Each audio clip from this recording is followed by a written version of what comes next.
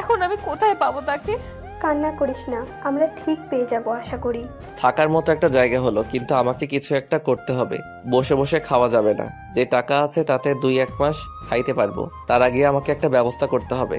আজকে 3 দিন ঘুরলাম শহরটা, কিন্তু কোথাও কাজের জায়গা পেলাম না। হতাশ হয়ে রুমে বসে আছি, তখন এক বড় ভাই আসলো, ছাত্রাবাসে থাকে।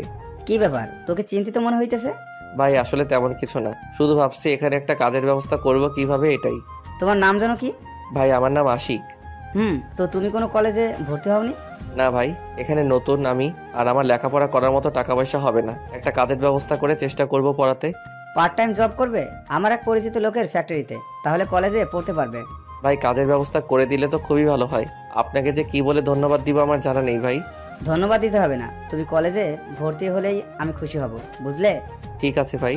পরের দিন ভাই ওই ফ্যাক্টরিতে নিয়ে গেল। আমার কাজের সময় 2টা থেকে রাত 10টা পর্যন্ত, বেতন 8,000 টাকা। ইনশাল্লাহ এতে আমার দিন চলে যাবে। পরের দিন আমি কলেজে গিয়ে ভর্তি হলাম, বিকেলে কাজে গেলাম, আসলাম 10টায়। এভাবে কাজ আর কলেজ করতে করতে আমার জীবনে 2টা বছর কেটে গেল। সারাদিন কলেজ কাজ নিয়ে ব্যস্ত থাকলেও রাত হলে ঠিকই তিশা আর আব্বু আম্মুর কথা মনে পড়ে। তাদের কথা ভেবে প্রায় প্রতি রাতেই কেঁদে বালিশ ভিজাই। কিছুদিন আগে আমার স্নাতক পড়া শেষ হইল, রেজাল্ট হয়েছে, তাতে মোটামুটি ভালো রেজাল্ট করেছি। এখন আমাকে একটা জব করতে হবে, নতুন একটা বাড়ি ভাড়া নিতে হবে। আজকে কাজে গেলাম। আঙ্কেল আমার কালকে আসতে একটু দেরি হবে। কেন বাবা, কোনো সমস্যা? আসলে তেমন কিছু না, কাল একটা চাকরির ইন্টারভিউ আছে তাই। ও ঠিক আছে। 2 দিন আগে একটা কোম্পানিতে চাকরির জন্য আবেদন করছিলাম, সেটারই ইন্টারভিউ কাল। পরের দিন সকালে আমি রেডি হয়ে ঠিকানা মতো হাজির হইলাম। অনেক পরীক্ষার্থী বসে আছে, একে একে সবাইকে ডাকলো, আমাকেও ডাকলো। ইন্টারভিউ ভালোই দিলাম, কিন্তু মনে হয় না আমাকে নিবে, কারণ এখন টাকা ছাড়া বা মামা খালু ছাড়া চাকরি হয় না। হতাশ হয়ে চলে আসলাম। এভাবে অনেক কয়টা চাকরির ইন্টারভিউ দিলাম, সবগুলোতে একই অবস্থা। কালকে আবার একটা ইন্টারভিউ আছে, বেশ সাদামাটা ভাবেই গেলাম সেখানে। ওয়েটিং রুমে দেখি অনেকেই বলতেছে আমার ইনি আছে উনি আছে, আবার কেউ বলছে আমি এত টাকা দিছি। আমি ভেবে নিলাম এটাও হবে না আমার, তাই সময় নষ্ট না করে চলে আসতে লাগলাম। এই ছেলে কোথায় যাও? আমার মনে হয় না যে এই চাকরিটা হবে, কারণ যেটা বুঝলাম যে 4 জন নেবে সেটা আগে থেকে ঠিক করা। সময় নষ্ট না করে চলে যাইতেছি।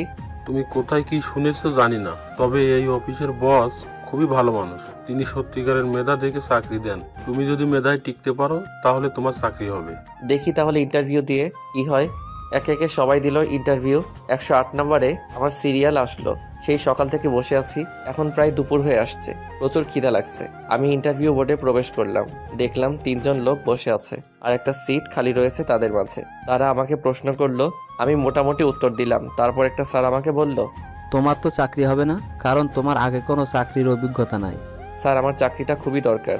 এভাবে বললে তো হবে না, তাহলে তো সবাই এভাবে চাকরি নিতে পারতো। আমরা অভিজ্ঞতা ছাড়া নিতে পারবো না। স্যার প্লিজ, আমার খুবই দরকার। আপনি এখন আসতে পারেন, যান। কি আর করার, তাই টেবিলের উপর থাকা আমার কাগজপাতি নিয়ে ব্যাক হয়ে আসবো। দেখলাম একজন মেয়ে আসলো রুমে। 3 জন স্যার মেয়েটাকে সালাম দিল দাঁড়িয়ে। আমি পিছনে না তাকিয়ে বের হইতেছি। আমজাদ সাহেব, ইনি চলে যেতেছে কেন? ইন্টারভিউ দিবে না? ওনাকে ক্যান্সেল করা হয়েছে, ওনার অভিজ্ঞতা নাই আগে জব করার। এই ছেলে দাঁড়াও, এদিকে আসো। জি বলুন। পিছনে ঘুরে দেখলাম তিশা। আজকে কতদিন পরে দেখলাম সে আগের চেহারা, চোখে হালকা করে কাজল দেওয়া, বিশেষ করে মুখের মায়াবী ভাবটাও সে আগের মতোই। যার জন্য আমি এই শহরে পাড়ি জমিয়েছি, সেই তার সাথে আবার দেখা হলো। কিন্তু তিশা ঢাকায় কি করে? হতে পারে তার হাজবেন্ড কোনো বড় লোক, তাই এখানে থাকে তার সাথে, আর এটা মনে হয় তাদেরই কোম্পানি। এসব প্রশ্ন মাথায় ঘুরতে থাকলো। আশিক, তুই এখানে এতদিন কোথায় ছিলি বলতো? চমকে উঠে এসব একেবারে বলে ফেলে। ম্যাম আপনি হয়তো ভুল করতেছেন কোথাও, আপনি যাকে মনে করতেছেন আমি সে না। নর্মাল ভাবেই বললাম। আমার কোথাও ভুল হইতেছে না। তুই কার উপর রাগ করে আসলি আমাদের ছেড়ে বলতো? সরি, বললাম তো আপনি ভুল করতেছেন একটা, বলেই চলে আসলাম। পিছন থেকে দিশা অনেক কয়বার ডাকলো, আমি শুনিনি। আর আমি চলে আসতেছি আর বলছি, দিশা এখানে কেন আসলো? বেশ তো ভালোই ছিলাম আমি। আমজাদ সাহেব, যে ছেলেটা গেল, এখন এর ঠিকানা আছে আপনার কাছে? না ম্যাম, মেলের মাধ্যমে কন্ট্যাক্ট করে ডাকা হয়েছিল। কিন্তু কেন ম্যাম? এমন কত ছেলে মেয়ে চাকরির জন্য লাইন দিয়ে আছে। আপনাকে যেটা বলেছি ঠিক ততটুকু উত্তর দিবেন, তার চাইতে বেশি না, ওকে? আপনি আশিককে মেল করে জানিয়ে দেন তার চাকরি হয়েছে। ঠিক আছে ম্যাম। আমি ছাত্রাবাসে এসে রেডি হয়ে কাজে আসলাম। কিছুক্ষণ কাজ করার পর আঙ্কেল আসলো। আশিক বাবা, সবাইকে ডাকো তো আমার এখানে। তারপর আমি সবাইকে ডাকলাম। আমাদের এই ফ্যাক্টরিটা যেইখানে আছে এটা নাকি সরকারি জমিতে। গতকাল আমাকে নোটিশ দেওয়া হয়। আমি যখন জমিটা কিনি তখন আমি জানতাম না এটাই সরকারি জমি আছে। এখন বাধ্য হয়ে ফ্যাক্টরি বন্ধ করে জমি ছেড়ে দিতে হবে। আঙ্কেল, তাহলে আমাদের কি হবে? আপনার এখানে কাজ করে আমরা জীবিকা নির্বাহ করি। আমি জানি তোমাদের অনেক ক্ষতি হলো, কিন্তু ক্ষতি আমারও কম কিছু হলো না। কিছু করার নাই। চাকরি কতদিনে হবে জানা নাই, আদৌ হবে কিনা তারও ঠিক নাই। এখন আমার চলবে কিভাবে জীবন, এসব ভাবতে ভাবতে ছাত্রাবাসে আসলাম। রাতে শুয়ে আছে কিন্তু চিন্তায় ঘুম আসছে না। ফোনের ডাটা অন করে এফবিতে ঢুকলাম, তখনই একটা মেইল আসলো। আমি মেইলটা চেক করে দেখলাম আজকে যেখানে তিশাকে দেখেছি সেই কোম্পানি থেকে মেইল করে জানালো আমার চাকরি কনফার্ম, আগামীকাল যেতে বলেছে 10টায়। এদিকে আমার যে কাজের উপর সবকিছু চলতো সেখানে কাজ অফ হয়ে গেল। কাজের খুব দরকার, নইলে না খেয়ে থাকতে হবে। এদিকে তিশা যেখানে ওইখানে গেলে আমাদের মানসিক কষ্টটা বেড়ে যাবে। এত কিছু না ভেবে ঘুমিয়ে পড়লাম। সকালে ঘুম থেকে উঠলাম দেরিতে, উঠে খাওয়া দাওয়া করে আবার শুয়ে আছি। তখন কল দিল কে যেন। কে বলছেন? আজকে আপনার কাজে জয়েন করার কথা ছিল, আপনি এখনো আসেননি। আপনি দ্রুত চলে আসুন। এতে বুঝে গেলাম কোম্পানি থেকে কল দিয়েছে। অন্য কিছু না ভেবে চলে গেলাম অফিসে। ম্যানেজার আমাকে কাজ বুঝিয়ে দিয়ে গেল। আমি কাজ করতেছিলাম, তখনই একজন আমার কাছে আসলো। তাকিয়ে দেখলাম একটা মেয়ে, কিন্তু কোথায় যেন দেখেছি মনে পড়ছে না। আমাকে চিনতে পেরেছো? চিনা চিনা লাগছে কিন্তু চিনতে পারিনি। 2 বছর আগে ট্রেনে কথা হয়েছিল আপনার সাথে, মনে আছে? ও হ্যাঁ, এবার মনে পড়েছে। আপনি কি নতুন এখানে জয়েন করেছেন? আজকেই। আপনি? আমিও। এভাবে কিছুক্ষণ কথা বলে কাজ করতেছিলাম। দেখলাম দুপুরে খাবার সময় হয়েছে। ক্যান্টিনে বসে খাইতেছি, তখন ওই মেয়েটি আসলো আমার কাছে। তারপর আমি নামটা জিজ্ঞেস করলাম, নাম নাকি সাথী। একদিন অফিস করে ছাত্রাবাসে আসলাম, একটা চাকরিরত ব্যবস্থা হয়েছে। এখন একটা বাসা ভাড়া নেই, আর কতদিন ছাত্রাবাসে থাকবো। এদিকে তিশা আমাকে দেখার সাথে সাথে আম্মু আব্বুর কাছে চলে যায় গ্রামের বাড়িতে। তিশা, হঠাৎ করে কিছু না জানিয়ে চলে আসলে? তোমাকে আর আব্বুকে নিয়ে যেতে এসেছি। তুই কান্না করতেছিস কেন মা? আমি আশিককে খুঁজে পেয়েছি ঢাকায়। কি বলিস? কি বললো আশিক? কেন গিয়েছে এভাবে বলিসনি? ও আমাকে না চেনার অভিনয় করেছে, তাই তো তোমাকে নিতে আসলাম। তুমি আর আব্বু ওর অভিমানটা ভাঙাতে হবে। এদিকে আমি নতুন একটা বাসা খুঁজতে থাকি। বাসা একটা খুঁজে পাই, কথা বলে বাসাটা ঠিক করলাম থাকার জন্যে। পরের দিন অফিস করে জিনিসপাতি নিয়ে আসলাম নতুন বাসায়। বাইরে একটু ঘুরতে বের হয়েছে, দেখি কেউ বাড়ির ছাদ থেকে আমাকে ডাকছে। আমি ভালো করে তাকিয়ে দেখি সাথী। আমাকে দেখে নিচে নেমে আসলো সাথী। আপনি এখানে? এখানেই বাসা ভাড়া নিয়েছি। আপনি এখানে কেন? আমার বাড়ি তো এখানেই, ওই যে ওইটা। কি বলেন? ওইটাই তো আমি ভাড়া নিয়েছি রুম। কালকে বাবা বললো রুম ভাড়া দিয়েছেন, আপনি যে নিছেন সেটা জানা ছিল না। যাক, ভালোই হইল। ভালো হইল কেন? ভালো হইল কারণ একসাথে অফিসে যাতায়াত করা যাবে আপনার সাথে। থাকেন, আমি একটু বাজার থেকে ঘুরে আসি। তাড়াতাড়ি আসবেন, বুঝলেন? এখানে কিন্তু সন্ধ্যায় ভূত বের হয়। কি বলেন ভূত? আমি উল্টা ঘুরে আমার রুমের ওই দিক দিয়ে দৌড় দিতে ধরলাম। আরে যান বাজারে, তাড়াতাড়ি আসলে ধরবে না। সত্যি বলছেন তো নাকি মিথ্যে? সত্যি বলছি।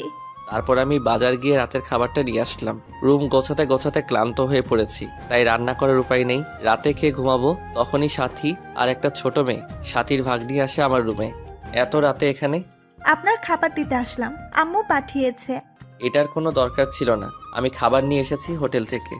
আর হোটেলের খাবার খাবেন না, এদিকার হোটেলের খাবার বেশি একটা স্বাস্থ্যসম্মত না। সাথী চলে গেল, আমিও ঘুমিয়ে পড়লাম। সকালে উঠে সাথীর দেয়া খাবারটা খেয়ে অফিসের জন্য রেডি হলাম। তারপর মেইন গেট দিয়ে বের হতে যাব পিছন থেকে।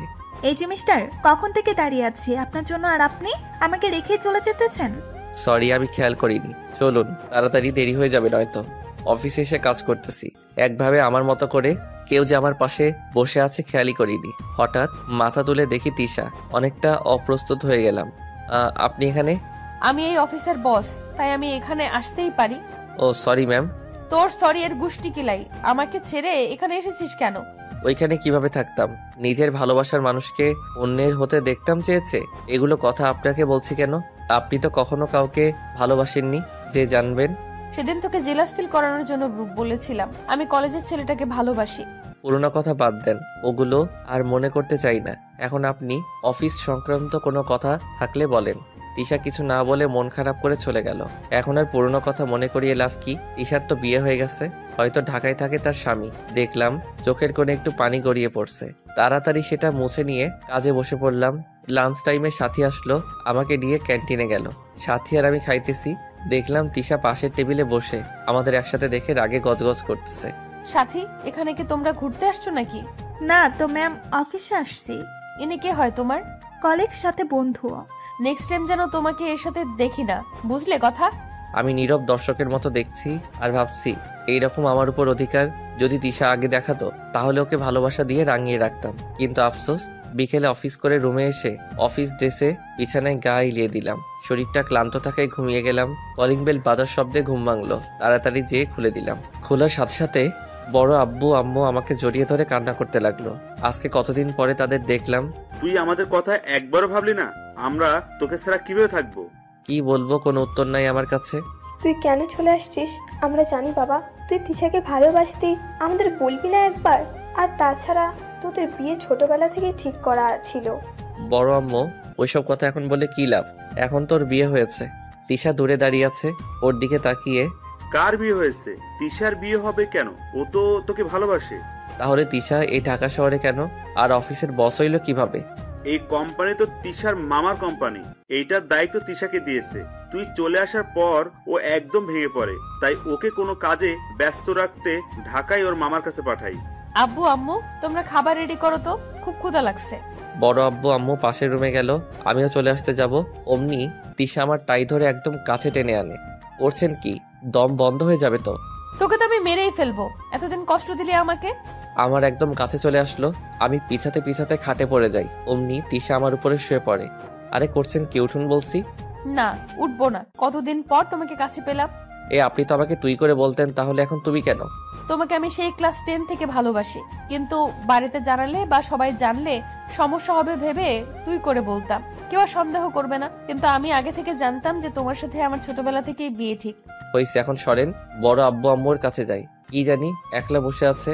তার আগে বলো, তুমি আমাকে আপনি করে বলতেছো কেন? এমনিতে। আর একবার যদি শুনি আপনি বলছো, দেখিও আমি কি করি। তারপর তিশা সহ আমি বড় আব্বু আম্মুর কাছে গেলাম। রাতের খাবার খেয়ে তারা চলে যাবে, আমাকেও নিয়ে যাবে। তোমরা যাও, আমি এখানেই ঠিক আছি।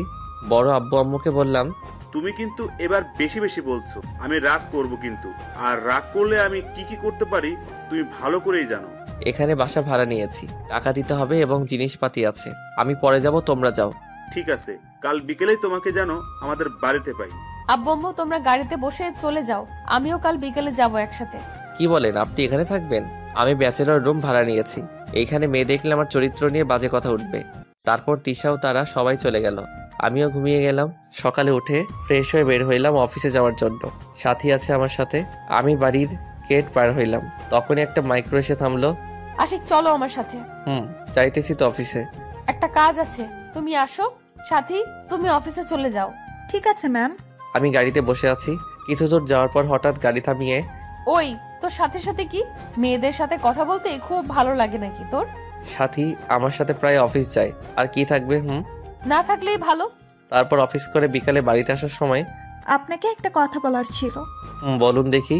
আপনাকে দেখতে দেখতে আর মিশতে মিশতে কখন যে ভালোবেসেছি আমি নিজেই জানি না। কি বলেন এগুলা? এই যে সাথী, আশিক আমার হবু বর আর প্রেমিকও। সাথী কান্না করতে করতে চলে গেল। আমিও ওর কাছে গেলাম। সাথী, ভালোবাসা তো এক পাখি হয় না। তুমি আমাকে ভালোবাসো, আমি তো তোমাকে ভালোবাসি না। আমি ছোটবেলা থেকে তিশাকে ভালোবাসি। সাথী মন খারাপ করে চলে গেল। আমিও চলে আসলাম বাড়িতে। ব্যাগ গুছাইতেছি, দেখলাম দরজায় কে যেন দাঁড়িয়ে। আমি দেখার সাথে সাথে চলে গেল। একটু পর তিশা আসলো আমাকে নিয়ে। তিশা যে ফ্ল্যাটে এখন থাকে ঢাকায়, ওইটাই গাড়িতে। তিশা আমার সাথে একটাও কথা বলে নাই। ফ্ল্যাটে এসে তিশা ওর রুমে হন হন করে চলে গেল। আমি ব্যাগ রেখে গেলাম ওর রুমে। গিয়ে দেখি দরজা খোলা রেখেই ড্রেস চেঞ্জ করতেছে। এই কি করো? থামো থামো। লুচু ছেলে কোথাকার, মেয়ের রুমে আসছো, নক দিবে না? আমার বইয়ের রুমে আসছি, অনুমতি নিতে হবে কেন? তিশার একদম কাছে এসে তিশা একটা তোয়ালে পরে দাঁড়িয়ে আছে। আমাকে এভাবে কাছে আসা দেখে লজ্জায় পড়ে যায়। এটা কিন্তু ঠিক না, দূরে যাও তুমি, তোমার মতলব ভালো মনে হইতেছে না। আর কিছু বলতে না দিয়ে শক্ত করে জড়িয়ে ধরলাম, আর তিশার খোলা পিঠে হাত বুলিয়ে দিতেছি। তিশাও খুব শক্ত করে জড়িয়ে ধরেছে। মনে হইতেছে দুইজনের শরীর মিশে যাবে। তখনই কারেন্ট চলে গেল। তিশা ছাড়ো, লাইট অন করে দেই, অন্ধকার। লাইটের কি দরকার? বলেই চুমু খেতে লাগলো আমায়। তিশা আমার কাছে পেয়ে পাগলের মতো করছে। বিছানায় আমাকে ফেলে দিয়ে আমার ঠোঁটের 12টা বাজিয়ে দিতেছে। তখনই বড় আম্মু আসলো দরজায়। তিশা, লাইট জ্বালিয়ে দিতেছিস না কেন? এই তিশা, বড় আম্মু আসছে, সরো। আম্মু তুমি যাও, আমি একটু পরে লাইট জ্বালিয়ে দিব। এদিকে আমাকে চুমু খেতে খেতে, ঠিক আছে। এই যে সরেন সরেন, খিদে লেগেছে খুব। না, তুমি আগে আমাকে তুমি করে বলবে, তারপর। তুমি করে বলবো না কখনোই। সাথে সাথে আমার গালে কামড় বসিয়ে দিল। ব্যথা করতেছে তো? ও মা গো। চুপ, একদম চুপ। যতক্ষণ তুমি করে না বলবি আরো কামড় খাবি তুই। ঠিক আছে, তুমি করে বলবো, এখন তো ছাড়ো, সত্যি ব্যথা করতেছে। তিশা সরে গেল। আমিও উঠে বড় আম্মুর কাছে গেলাম। দেখি বড় আম্মু আর আব্বু বসে আছে খাওয়ার টেবিলে আমাদের জন্যে। তারপর আমিও খেতে লাগলাম। একটু পর তিশা এসে আমার উপর দিকে বসে পড়লো। আশিক বাবা, তোমাদের বিয়ে কোন দিন দিলে ভালো হয় বলো তো? এসব বিষয়ে সিদ্ধান্ত আপনারা নেন, আমি ভালো মন্দ কি জানবো। ঠিক আছে, আগামী সোমবার তোমাদের বিয়ে। কি বলো তিশামা? এত দেরি কেন? আব্বু আম্মু সবাই হাসতেছে তিশার কথা শুনে। আমি তো মাথা নিচু করে খাইতেছি। এই মেয়েটার হুঁশ জ্ঞান কম নাকি আল্লাহই ভালো জানেন। সকালবেলা শরীর ভিজে থাকার কারণে ঘুম ভেঙে গেল। তাকিয়ে দেখি তিশা মগহাতে দাঁড়িয়ে আছে। তুমি আমাকে ভিজিয়ে দিলে কেন? তোকে কখন থেকে ডাকতেছি, ওঠার নামগন্ধ নেই। তাই বলে পানি ঢেলে দিবে?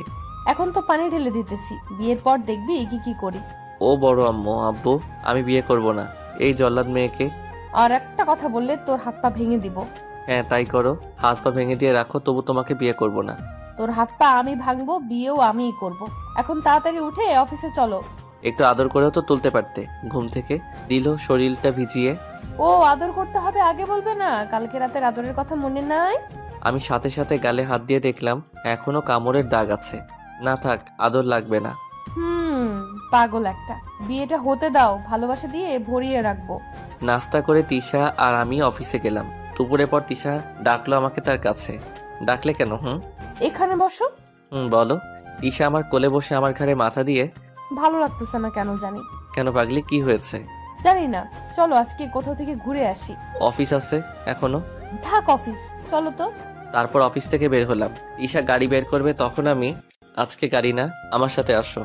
একটা রিক্সা ডেকে উঠলাম। দুইজন, কোনো গন্তব্য নেই। সারা বিকেল ঘুরবো আজকে। তিশা আমার ঘাড়ে মাথা রেখে বসে আছে।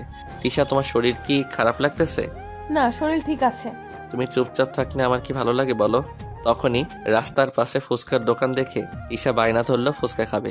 তাই রিক্সা থামিয়ে গেলাম দোকানে। তিশা সহ অভুক্ত মানুষের মতো খেয়ে যাইতেছে। আমি যে তার সাথে আছি ও ভুলেই গেছে খাওয়ার সময়। হঠাৎ আমাকে ওর দিকে তাকিয়ে থাকতে দেখে আমার দিকে একটা ফুচকা খাইয়ে দিতে ধরলো। আমি তো ওইভাবে খাবো না। তাহলে? আমি ফুচকা তিশাকে খাইয়ে দিলাম। তারপর ওর মুখ থেকে আমি খেলাম। বাহ, ফুচকা টক ঝাল আর তিশার ঠোঁটের মিষ্টি কি দারুণ। এভাবে দেখতে দেখতে বিয়ের দিন চলে আসলো। কিছুক্ষণ আগে আমাদের বিয়ে হয়েছে। তিশা বাসর ঘরে বসে আছে, আমিও বারান্দায় বসে আছি। দেরিতে যাব। তিশাকে রাগাতে আমার খুব ভালো লাগে। কিছুক্ষণ পর তিশা কল দিল আমাকে। আমি 2 বার কেটে দিলাম। আবার কল দিছে।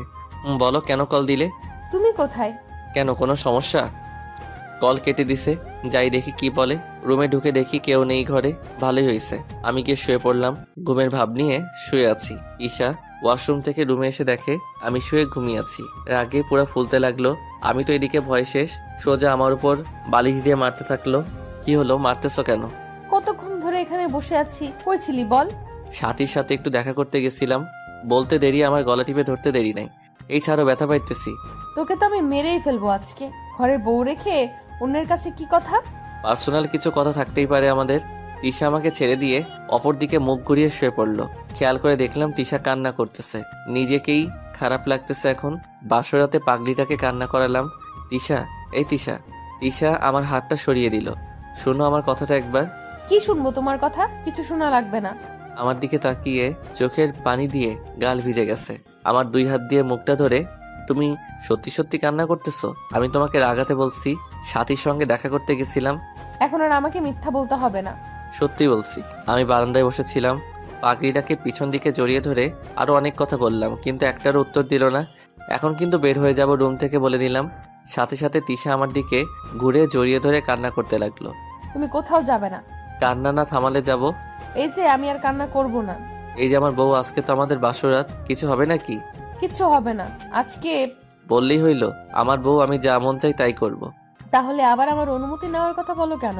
আরো কি দেরি করা যায় বলুন তো? তারপর লেখকের কিছু মনে নাই, কারণ লাইট অফ করা ছিল সকালবেলা। আশিক সরো, উঠা লাগবে, সকাল হয়েছে। না, আর একটু থাকো। সারা রাত দুষ্টুমি করছো, এখন আবার শুরু করছো কি? তারপর উঠে ফ্রেশ হয়ে নাস্তা করলাম। আশিক, এই নাও তোমাদের কক্সবাজার হানিমুনে যাওয়ার বাসের টিকিট। আব্বু, এসবের দরকার ছিল না। এত কথা বলতে হবে না, আমরা কাল যাইতেছি, এটাই ফাইনাল কথা। পরের দিন সকালবেলা রেডি হয়ে বসে করে রওনা দিলাম। বিকেলের দিকে চলে আসি এখানে। আব্বু আগে থেকে হোটেল বুক করে রেখেছিল, তাই আর সমস্যা হয়নি। সন্ধ্যায় চলো ঘুরে আসি বিচের কাছ থেকে। আমার হাত টেনে নিয়ে রাতে ওইখানে যাওয়া যাবে না, সকালে যাব। না, আমি এখনই যাব। চলো। নতুন জায়গায় রাতে বের হওয়াটা ঠিক হবে না, তুমি বুঝতেছো না? ঠিক আছে, তুমি থাকো, আমি একাই যাব। বলেই বের হলো রুম থেকে। এত সাহস ওর হবে না, তাই আমি ওয়াশরুমে গিয়ে ফ্রেশ হয়ে বের হলাম। দেখি তিশা নাই। কয়েকটা ডাক দিলাম, সারা শব্দ নাই। কেমন যেন ভয় কাজ করতেছে। তিশা কি সত্যি সত্যি গেল? এই মেয়েটা একটু বেশি বাড়াবাড়ি করতেছে। তাড়াতাড়ি বেরিয়ে বিচের পাড়ে দেখলাম আশেপাশে কেউ নাই। পাশে জিনিসপাতির মেলার মতো দোকান বসেছে, সেখানেও খুঁজলাম কিন্তু নাই। চিন্তায় আমার প্রচুর মাথা ব্যথা করতেছে। তখনই মনে পড়লো তিশাকে কল দেই দেখি, কিন্তু আমার ফোন খুঁজে পাইতেছি না। ও ফোন তো বিছানায় রেখে আসছি, তাই দেরি না করে রুমে এসে দেখি তিশা রুমে আছে। মেজাজ গরম হয়ে গেছে, দিলাম একটা চর লাগিয়ে। তিশা ছিটকে বিছানায় পড়ে গেল। তোমাকে আমি না করলাম যে রাতে বিছে যাবে না, তুমি তারপরও গেলে। সারা সাগর পার খুঁজে এলাম, আমার কি টেনশন করে না? কোনো দুর্ঘটনা যদি হয়ে যেত? আমি বিচে যাইনি, এই বিল্ডিং এর ছাদে বসেছিলাম। কি বলো? আমি তো ভাবলাম তুমি সত্যি সত্যি গেছো। তিশার কাছে গিয়ে দেখলাম তিশার গালটা লাল হয়ে আছে, হাতের আঙ্গুলের দাগ বোঝা যাচ্ছে। খুব লেগেছে তোমার? না, লাগেনি, আমার কাছে আসবে না। আমাকে সরিয়ে দিয়ে, এই পাগলি, আমার কতটা টেনশন হইতেছিল জানো তুমি? আর তুমি যে ছাদে যাবে বলে তো যাবে। তিশা কোনো কথা বলতেছে না। আমার নিজেকেই খারাপ লাগতেছে, কেন যে চরটা মারতে গেলাম। গাল পুরাই লাল হয়ে গেছে, ভুল হয়ে গেছে। আর রাগের মাথায় চর মেরেছি। তিশাকে বিছানায় শুয়ে দিয়ে ওর পেটে মাথা রেখে, সরো আমার উপর থেকে। আমি বললাম তো ভুল হয়েছে, তুমিও মারো আমাকে প্লিজ, এইভাবে থেকো না। মাফ করতে পারি, তবে একটা শর্ত আছে। আমি রাজি আছি, তবুও এভাবে তুমি থেকো না। তুমি যে গালে চর মেরেছো ওই গালে আজ রাত সারা রাত চুমু খেতে হবে। সারা রাত চুমো? শর্তে রাজি না হলে কথা নাই আর তোমার সাথে। তারপর আর কি? ভুল তো আমি করছি, তাই এখন সেটা শুধরাতে আমাকেই করতে হবে। রাত 12টা পর্যন্ত চুমু খেয়েছি। তিশা জানো, শোনো না। কোনো কথা শোনা হবে না। অনেকক্ষণ তো খেলাম, আর না, আমার ঘুম পেয়েছে। ঠিক আছে, ঘুমিয়ে পড়ো। তারপর আমি অন্য পাশে ঘুমিয়ে পড়লাম। তোমার কি মার খাওয়ার মন চাইতেছে? কেন? আমাকে জড়িয়ে ধরে ঘুমাও, না হলে খবর আছে। সকালবেলা ঘুম থেকে উঠে নাস্তা করে 11টার দিকে সাগর পাড়ে গেলাম। তিশা আমার ঘাড়ে মাথা দিয়ে দাঁড়িয়ে আছে, আর সাগরের পানি আছড়ে পড়ছে আমাদের পায়ে। কি যে এক অনুভূতি সেটা ভাষায় বলতে পারবো না। লাঞ্চের জন্য হোটেলে আসতে যাব, তখন একটা মেয়ে এসে, এতদিন তুমি কোথায় ছিলে? আমাকে এখানে বাপের বাড়িতে রেখে গেলে আর তো এলে না। আমি আশেপাশে তাকিয়ে দেখলাম মেয়েটি আমাকেই বলতেছে। আমাকে কিছু বলতেছেন? তোমাকেই তো বলতেছি, এসেছো এখন আমাকে নিয়েই যাবে। এখানে আর কতদিন থাকবো? আপনার কোথাও ভুল হইতেছে, হয়তো আপনি যাকে খুঁজতেছেন আমি সে না। আমার কোনো ভুল হইতেছে না। বলেই যেই আমার দিকে আসবে, আই মেয়ে, তোমার সমস্যা কি? আমার স্বামীকে নিয়ে কি শুরু করছো? ভালোই ভালো এখান থেকে চলে যাও, নয়তো সমস্যায় পড়বে। তোমার স্বামী মানে? উনি আমার স্বামী, আমাদের একটা ছোট ছেলেও আছে। তিশা কিছুটা দূরে সরে গিয়ে আমার দিকে কেমন একটা নজরে তাকালো। তিশা মনে মনে ভাবছে, আশিক মাঝে আমার মধ্যে দূরত্ব ছিল, তখন কি সে অন্য একটা বিয়ে করেছে? তিশা বিশ্বাস করো আমি কিছুই বুঝতেছি না, কে ও, কোথা থেকে, কি কিছুই বুঝতেছি না। সত্যি করে বলো তো আশিক, আমাদের কাছ থেকে চলে আসার পরে তুমি কি বিয়ে করেছিলে? কি বলতেছো তিশা? আমি বিয়ে করব কেন? আমি এই মেয়েটাকে চিনি না বলতেছি। তাহলে ইনি কি মিথ্যা বলতেছে? বিশ্বাস করো আমি কারোর সাথে সম্পর্কেও জড়াইনি, আর বিয়ে তো দূরের কথা। গলাটা ভারী হয়ে আসছে আর চোখ ভিজে গেল। কিছুক্ষণের মধ্যে বেশ কিছু মানুষ জমতে শুরু হলো। ভাইয়েরা দেখেন তো এই মহিলা কি কি বলতেছে, আমি নাকি তার স্বামী হই। আপনারা কিছু মনে করবেন না, এই মেয়েটা পাগলি, সারাদিন সাগর পাড়ে ঘুরে বেড়ায়। ওর স্বামী ওকে ছেড়ে চলে গেছে, তাই যাকেই দেখে তাকেই ওর স্বামী ভাবে। কি বলবো, বুকের উপর থেকে একটা পাথর সরে গেল। সেখানে আর না থেকে হোটেলে ডাইরেক্ট চলে আসলাম। এসে শুয়ে আছি, মাথাটা প্রচুর ব্যথা করতেছে। তিশা আমার কাছে এসে বসলো। সত্যি বলতে মেয়েটা যেভাবে বলতেছিল তাই তোমাকে বলেছি, তুমি বিয়ে করছো নাকি, আমাকে ক্ষমা করে দাও। আমার মাথায় হাত বুলিয়ে আমি কিছু না বলে পাগলিটার কোলে মাথা দিয়ে শুয়ে আছি। খারাপ লাগতেছে। মাথাটা প্রচুর ব্যথা করতেছে। দাঁড়াও, টিপে দিতেছি। তিশার নরম হাতের ছোঁয়ায় অনেকটা ভালো লাগতেছে। তিশা হইছে, এখন শুয়ে রেস্ট নাও তুমি। এখানে কি শুয়ে রেস্ট নিতে আসছি নাকি? তাহলে কি করতে? তিশা কিছু না বলে আমার ঠোঁটের সাথে তার ঠোঁট এক করে দিল। পাগলের মতো ঠোঁটে চুমু খাইতেছে, মাঝে মাঝে কামড়ে দিতেছে। তাই নিজেকে ছাড়িয়ে নিয়ে, তুমি কামড়াইতেছো কেন? ব্যথা পাইতেছি। আমার স্বামী, আমি কি করি?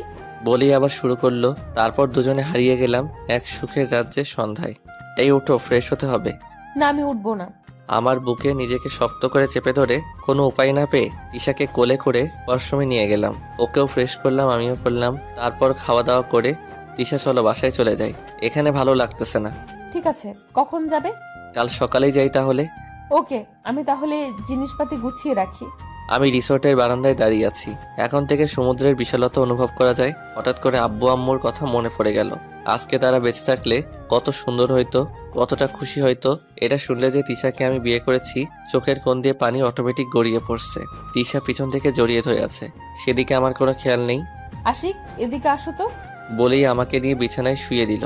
আমার মাথাটা ওর কোলে দিয়ে। কান্না করবে না একদম, আব্বু আম্মু চলে গেছে, তুমি কান্না করে কি তাদের আরো কষ্ট দিতে চাও? এভাবে থাকতে থাকতে ঘুমিয়ে পড়ি। মধ্যরাতে দেখি আমি এখনো তিশার কোলে। পাগলিটা খাটে হেলান দিয়ে বসে বসে ঘুমাইতেছে। আমি ওকে আমার বুকে নিয়ে শুয়ে পড়লাম। পরের দিন সকালে আমি আর তিশা বেরিয়ে পড়লাম ঢাকার উদ্দেশ্যে। বিকেলে চলে আসলাম, দেখি বাড়িতে একটা মহিলা আর লোক। মামা মামি তোমরা এখানে? আসলাম। এটা বুঝি তোর স্বামী? এই হইতেছে আশিক। আমি সালাম দিলাম। উত্তর না নিয়ে কেমন ভাবে তাকালো আমার দিকে, তাতেই বুঝলাম আমাকে পছন্দ করে নাই। আমি আর কথা না বলে উপরের রুমে গেলাম। রেস্ট নিয়ে বাইরে বের হব, দেখি বারান্দায় কারো হাসির আওয়াজ ভেসে আসছে। এখানে কার হাসি দেখার জন্য গেলাম, দেখি একটা ছেলে আর তিশা হাসাহাসি করছে। সত্যি বলতে বুকের ভিতরটা কেমন যেন নড়ে উঠল। ওদের সামনে গেলাম, দেখলাম তিশা হাসাহাসি বন্ধ করে দেয়। তোমাদের ডিস্টার্ব করলাম, জানতাম না তোমরা এখানে, নইলে আসতাম না। ডিস্টার্ব করবে কেন? এইটা হইতেছে আমার মামাতো ভাই সোহেল। বলেই চলে আসলাম। রাতে শুয়ে শুয়ে ফেসবুকিং করতেছি, তিশা আসলো আমার কাছে, এসে আমার উপর শুয়ে পড়লো। এটা কি হলো? কিছু না। এই আশিক, শোনো না। বলে ফেলো। আমার দিকে তাকাও। বলতে থাকো তো। তিশা ছো মেরে আমার হাত থেকে ফোনটা কেড়ে নিয়ে মেঝেতে ছুঁড়ে মারে। আমার স্বাদের ফোনটা টুকরো টুকরো হয়ে গেল। কি করলে? আমার ফোনটা তো শেষ হয়ে গেল। উঠে মেঝের দিকে যাব। কই যাস তুই? চুপচাপ এখানেই থাক, নয়তো খবর আছে তোর। তিশার দিকে তাকিয়ে দেখি সত্যি সত্যি রেগে গেছে। ভয়ে চুপসে গেলাম, হ্যাবলার মতো তাকিয়ে আছি ওর দিকে। তুমি এখনই যেখানে থেকে পারো আমার জন্য বকুল ফুল নিয়ে আসবে আর আচার নিয়ে আসবে, যাও। আমি কোথায় থেকে আনবো এত রাতে? কাল নিয়ে আসবো। আমার এখনই লাগবে, এখন না আনলে তোমার ফোনের মতো তোমাকেও ভেঙে ফেলবো বলে দিলাম। আমি পড়লাম এক মহা ঝামেলায়। রাতে কোথায় পাবো বকুল ফুল? নাই নেই বা কি করব? আজকে তিশা আমার কাছে কিছু চাইলো, সহজেও চায় না। বেরিয়ে পড়লাম রাস্তায়, আনমনে হেঁটেই যাইতেছি। রাস্তার ল্যাম্পপোস্টের দিকে তাকিয়ে তাকিয়ে এক দোকান থেকে আচার নিয়ে বাড়ি যাইতেছি। তিশাকে কোনোভাবে বোঝাতে হবে বকুল ফুল নাই, গ্রাম হলে সব জায়গায় পাওয়া যেত। কি মনে করে রাস্তার পাশে দাঁড়ালাম, দেখি বৃষ্টি পড়তেছে হালকা। ভালো করে লক্ষ্য করে দেখি বকুল ফুল পড়তেছে। খুশি হয়ে হাত ভর্তি করে ফুল নিলাম। বাসায় এসে কলিং বেল দিলাম। একটু পর তিশা খুলে দিল। তোমাকে রাগ করে আনতে বলছি বলে তুমি সত্যি সত্যি আনতে চলে যাবে? তুমি আমার কাছে কিছু চাও না? আজকে চাইলে আমি কি না করতে পারি? রুমে এসে শুয়ে পড়লাম, তিশা আর আমি। এই আশিক, বলো। আমাদের কিন্তু হানিমুনে কিছুই হয়নি। কে বলছে কিছু হয়নি? আমরা সাগর দেখলাম ওইখানে গিয়ে। গাধা কোথাকার! তুমি গাধার তাহলে বউ গাধি? এই গাধাকে আমাকেই মানুষ করতে হবে। তারপর আমরা হারিয়ে গেলাম দুজনের মাঝে। সকালবেলা আমি আর তিশা অফিস যাইতেছি রিক্সায়। একটু পরে সোহেল আসলো গাড়ি নিয়ে, রাস্তায় আমাদের সামনে। তিশা, রিক্সায় তুমি যাইতেছো কেন? আসো আমার গাড়িতে আসো, আমি পৌঁছে দিতেছি। ঠিক আছে আশিক, আসো, গড়িয়ে যাই। তিশা, তোমার সমস্যা হইতেছে, তুমি যাও গাড়িতে, আমি রিক্সায় ঠিক আছি। ঠিক আছে, আমি গেলাম অফিস। এই বলে চলে গেল। আমার মনটা সত্যিই খারাপ হয়ে গেল। অফিসে এসে কাজ করে দুপুরে লাঞ্চ করতে গেলাম না, অফিসেই বসে বসে সময় কাটালাম। তিশা এসেছিল আমাকে ডাকতে, আমি বলে দিয়েছি খিদে নাই। রাতে বাসায় আসলাম, বড় আব্বু আম্মু আজকে বলল তারা নাকি বাসায় চলে যাবে। আয়নার সামনে তিশা বসে বসে চুল চিরুনি করতেছে। আমি গিয়ে তিশাকে দাঁড় করিয়ে শক্ত করে জড়িয়ে ধরলাম। চোখ দিয়ে পানি বের হয়ে আসছে। তুমি কান্না করতেছো কেন? কি হয়েছে? কিছু না বলে আরো শক্ত করে জড়িয়ে ধরলাম। এই পাগল, কি হয়েছে বলো আমাকে। তিশা, আমি তোমাকে খুব খুব ভালোবাসি। তোমাকে অন্য কারোর সাথে দেখলে বা কথা বলতে দেখলে আমার হিংসে হয়, তোমাকে হারানোর ভয় কাজ করে। তিশা কিছু না বলে কান্না করতেছে। তিশা, আমি একটা সিদ্ধান্ত নিয়েছি, আমরা গ্রামে চলে যাব। আব্বুর যেটুকু আবাদি জমি আছে ওইখানে ছোট একটা ঘর বানিয়ে তুমি আর আমি থাকবো। জমিতে চাষাবাদ করে আমাদের সংসার চালাবো। এতে তুমি কি বলো? তুমি যেটা ভালো মনে করো সেটাই। তুমি যেখানে থাকবে ওখানেই আমিও থাকবো। কালকে বড় আব্বু আম্মুর সাথে চলে যাব বাড়িতে। পরের দিন সকালে আব্বু আম্মু সহ আমরা গ্রামের বাড়ি চলে আসি। সেই বাড়িটার সামনে দাঁড়িয়ে মনে পড়ে গেল পুরনো দিনের কথা। ভিতরে ঢুকে আমার রুমে গিয়ে ফ্রেশ হয়ে আব্বু আম্মুর সাথে কথা বলতে চলে আসলাম তাদের রুমে। সাথে তিশাও আসলো। আশিক, তুমি কি কিছু বলবে? এসেই আমার কাছে আসলে যে। আব্বু, তেমন কিছু না, বলছিলাম আমি তো এখন এসে গেছি, তোমাকে আর কোনো কাজ করতে হবে না, তুমি বাসায় রেস্ট নিবে এখন থেকে। আমি এখনো ব্যবসা সামলাতে পারবো, বুড়ো হয়নি রে। মাঝে মাঝে যাবে, তবে প্রত্যেক দিন না। একটা কাউকে ব্যবসায় রেখে দাও। কাউকে মানে? তুই থাকতে কাকে রাখবো? কাল থেকে তুই যাবি। আমি আব্বুর যেটুকু জমি আছে ওইখানে চাষাবাদ করব। তোমার ব্যবসায় আমি যাব না। এবার কিন্তু আমি তোর উপর রাগ হবো সত্যি সত্যি। আমার কোনো ছেলে আছে তুই ছাড়া? আমার যা কিছু আছে সবই তো তোর। ঠিক আছে, তুমি বাড়িতে সময় দিবে এখন থেকে। তারপর এইভাবে চলে গেল একটা বছর। একদিন রাতে বাসায় আসলাম, এসে কলিং বেল বাজালাম। তিশা দরজা খুলে লাফ দিয়ে আমাকে জড়িয়ে ধরলো। কি ব্যাপার, আজকে তোমাকে খুব খুশি খুশি লাগতেছে? বাহ, সুন্দর করে সেজেছো দেখি। খুশির সংবাদ আছে, তার আগে বলো আমি খুশির সংবাদ দিলে আমাকে কি দিবে? তুমি যা চাইবে তাই দিব। এবার বলো খুশির সংবাদটা কি? আমি মা হতে চলেছি। কথাটা শুনে এতটা খুশি হয়েছি বলে প্রকাশ করা যাবে না।